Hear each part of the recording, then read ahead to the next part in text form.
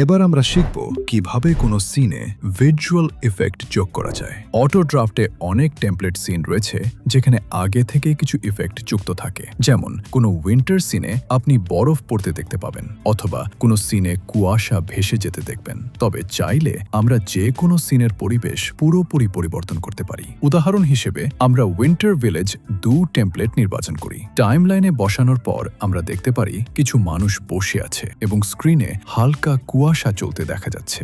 যদি আমরা এই ইফেক্টটি সরাতে চাই তাহলে সেই ফগ লেয়ারটি বন্ধ করে দিতে পারি। এখন সিনটি একটি সাধারণ দিনের মতো দেখাবে। এবার যদি আমরা নতুন কোনো ইফেক্ট যোগ করতে চাই তাহলে নিচে থাকা ইফেক্টস প্যানেলে যান। এখানে বিভিন্ন ধরনের ভিজুয়াল ইফেক্ট পাওয়া যাবে। উদাহরণ হিসেবে যদি আমরা এই সিনটিকে বৃষ্টির পরিবেশে পরিবর্তন করতে চাই তাহলে শুধু রেইন নির্বাচন করুন এবং পুরো দৃশ্যটি বৃষ্টির আবহে পরিবর্তিত হয়ে যাবে।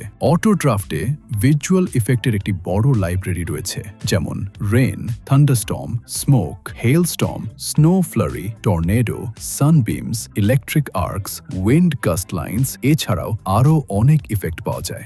গল্পের প্রয়োজন অনুযায়ী এসব ইফেক্ট যে কোনো সিনে যোগ করে আপনি আপনার ভিডিওকে আরও বেশি সিনেম্যাটিক এবং আকর্ষণীয় করে তুলতে পারেন।